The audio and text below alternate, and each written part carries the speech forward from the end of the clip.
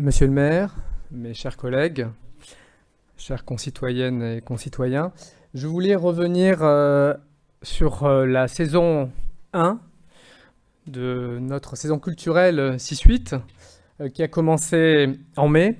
Alors, tout d'abord, je voulais chaleureusement remercier encore une fois les équipes de la mairie, en particulier le service culture, le service animation, qui ont vraiment travaillé d'arrache-pied toute cette année pour faire résister cette belle saison culturelle qui comporte pas moins de 12 événements et actions.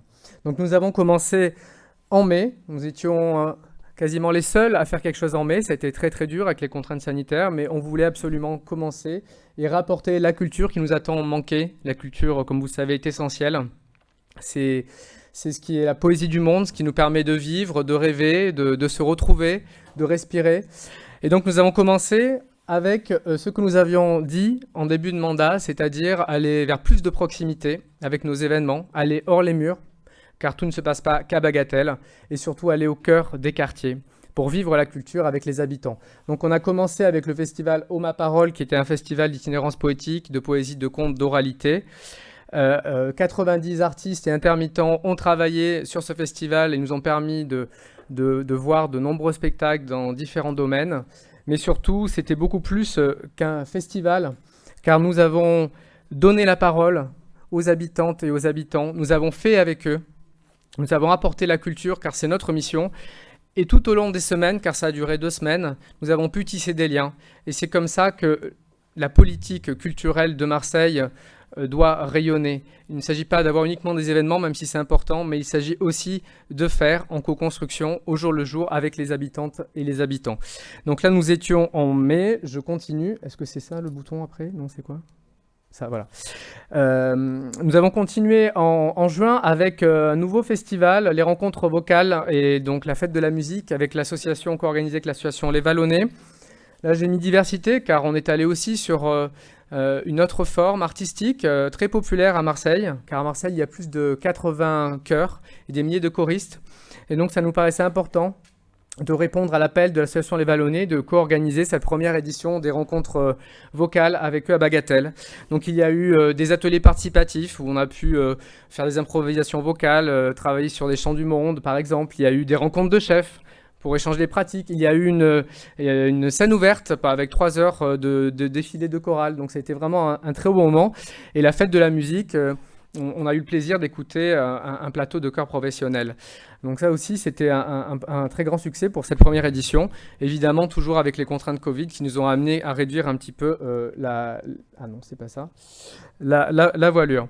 Je continue avec, évidemment, le festival musique à Bagatelle, que tout le monde connaît, qui existe depuis longtemps, que nous avons repris cette année, mais en le transformant en profondeur pour apporter plus de diversité, plus de richesse, et sur un format plus dense, puisque c'était sur 4 jours consécutifs, avec après-midi et soirée. C'est pour ça que je parle d'ambition, car on a voulu densifier encore la programmation et travailler encore plus proche des acteurs culturels de Marseille. Donc on a donné carte blanche les 2 premiers jours au Conservatoire de Marseille pour du jazz et de la musique classique. Ensuite, la danse, et c'était vraiment une journée incroyable avec l'École nationale de danse de Marseille qui est sur notre secteur et le Ballet national de Marseille aussi sur notre secteur qui nous a fait l'honneur de venir jouer sur notre belle scène de Bagatelle. Et le dernier jour était consacré plutôt à la variété, à la musique du monde avec l'école du secteur Un air de rien et Flavia Coelho, la chanteuse d'origine brésilienne qui a mis vraiment une énergie et qui nous a permis de finir de façon assez jubilatoire. Donc ce qu'on peut dire de déjà ce début de saison en fanfare, puisque ça a commencé en mai et là c'était jusqu'à la semaine dernière, c'était un vrai succès. Les habitantes et les habitants étaient au rendez-vous, tout le monde a beaucoup apprécié, les artistes aussi ont été extrêmement bien reçus par toutes les équipes et on a été au maximum de la jauge qui était acceptable par rapport au Covid. Donc on est vraiment très très content de ces nouveaux festivals et de cette nouvelle version de musique à Bagatelle qu'on appellera MAB. pour les intimes. La suite, je sais pas si j'ai le bouton. Voilà, la suite est toujours aussi riche. Et là, c'est votre été que vous voyez sous vos yeux ébahis, n'est-ce pas? Un été encore placé sur le signe de la culture, un été marseillais, car tous ces événements font partie de la programmation globale de l'été marseillais, qui est co-construite par la mairie de Marseille, de nombreuses mairies de secteurs, avec beaucoup d'activités pour ceux qui ne partent pas en vacances, pour ceux qui partent et qui reviennent. Tout est gratuit, évidemment. Donc nous allons avoir 3 événements au niveau du 6-8, les pique-niques musicaux et citoyens, qui commencent dès ce vendredi jusqu'au 30, donc le 9, le 16, le 23 et le 30. Donc le principe, c'est qu'il y a 3 parties. Il y a un spectacle à 18h, plutôt autour du théâtre. Ensuite, il y a un village associatif autour d'un thème engagé et militant. Donc là, ça sera l'écologie ce vendredi. Et un DJ set avec un pique-nique. Donc voilà, l'idée c'est de venir en toute convivialité, découvrir des associations engagées, avoir envie peut-être de s'engager et en même temps profiter d'un spectacle. Donc là, on est sur ce premier événement, le deuxième Culture au Jardin.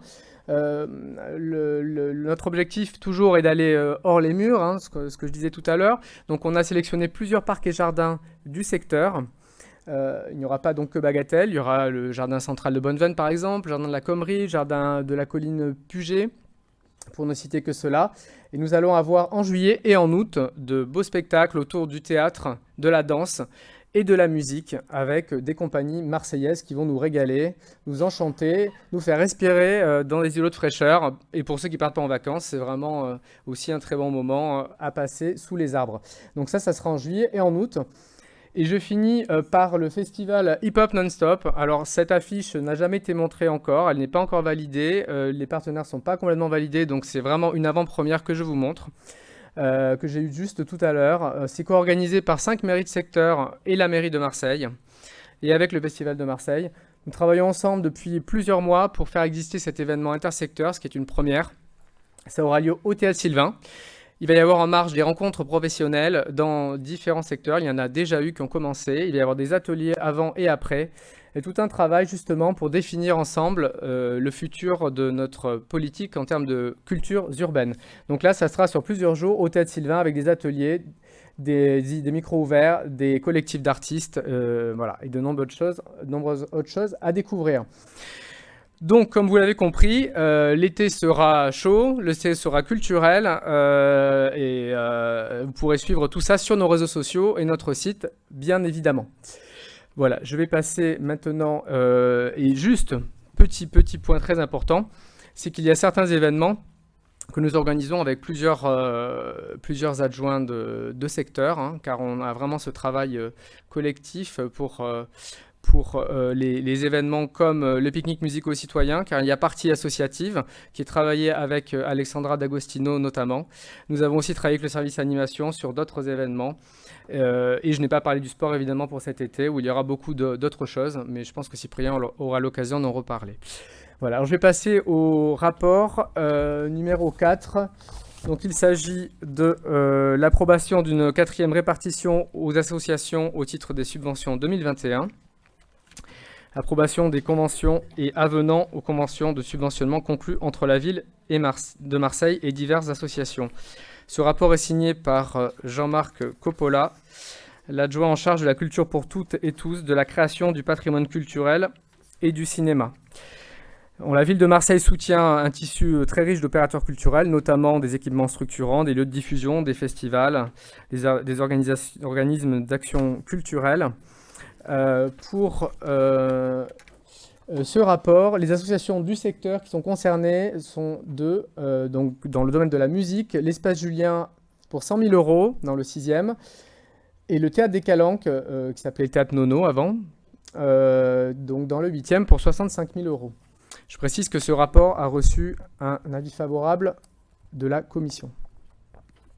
Merci Monsieur Jouve. Une intervention ? Nous allons passer au vote. Qui vote contre ? Qui s'abstient ? Le rapport est adopté. Rapport numéro 5.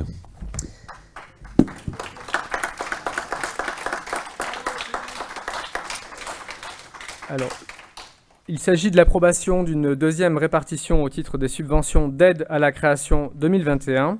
approbation des conventions et avenants aux conventions de subventionnement conclues entre la ville de Marseille et diverses associations, toujours signé par Jean-Marc Coppola. Donc là, il s'agit plus d'accompagner des structures de taille plus réduite, notamment des collectifs d'artistes, des initiatives singulières en termes de médiation culturelle et innovante, de renforcer les dispositifs d'aide au projet, car nous pensons qu'il est important de soutenir des grosses structures, des opérateurs de diffusion qui permettent à tout un écosystème de vivre, mais aussi d'irriguer les racines, donc c'est-à-dire d'aller au cœur de la ville, soutenir des initiatives qui sont dans les quartiers, des associations de taille plus petite, des associations indépendantes avec des artistes qui ont des initiatives innovantes. Voilà, donc pour nous c'est très important d'aller dans cette démarche. Les associations du secteur qui sont concernées, donc dans la danse, le collectif KO pour 10 000 € dans le 6e arrondissement. Dans la musique, le Bintang Tiga pour 4 000 € dans le 6e arrondissement et Couleur d'Orange pour 3 000 € dans le 8e. Au niveau du livre, le Centre social Mère et Colline qui a mis en place récemment un espace de lecture avec des ateliers d'écriture très intéressants, donc pour 3 000 € dans le 8e. La revue Yves pour 2 000 € dans le 6e. Dans les arts visuels, Accessible pour 6 000 € dans le 6e et l'association Objet Direct pour 5 000 € dans le 8e. Versant Sud, 5 000 € dans le 6e. Ici et là, 5 000 € dans le 6e. Digital Zone, qui est une galerie plutôt autour des arts numériques, 3 000 € dans le 8e. Dans le domaine du patrimoine, l'association d'Hôpital Saint-Joseph qui va organiser un événement avec une exposition sur leurs 150 ans, si je ne m'abuse, de 5 000 € dans le 8e. Les arts de la rue, l'association Dispenza Barzotti, 3 000 € dans le 6e. Et dans le cinéma audiovisuel, catalogue du Sensible, 3 000 € dans le 6e. Clip Clap, Cineuil, 3 000 € dans le 6e. Et les producteurs associés, 3 000 € dans le 6e. Je précise que ce rapport a reçu un avis favorable de la commission. Merci Monsieur Jouve. Une intervention? Ben non. Donc nous allons passer au vote. Qui vote contre? Qui s'abstient? Le rapport est adopté et nous sautons au rapport numéro 24.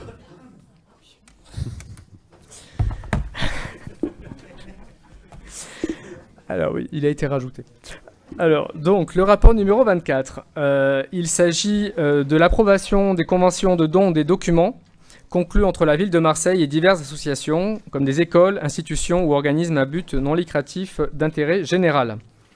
Donc, il s'agit d'une opération de désherbage. Alors, je ne sais pas si vous savez ce que c'est. Donc là, il ne s'agit pas d'aller dans les parcs et jardins, mais plutôt dans les bibliothèques pour voir les documents en mauvais état, qui sont périmés ou qui sont en double, par exemple, et on les donne à des associations qui sont sélectionnées de façon gracieuse, bien évidemment. Pour notre secteur, donc le centre social Mère et Colline dont je parlais tout à l'heure, qui en avait fait la demande, justement, et en est bénéficiaire, donc on en est vraiment très heureux. Et voilà, c'est l'association dans le secteur qui recevra ces œuvres. Et je précise que ce rapport a reçu l'avis favorable de la commission.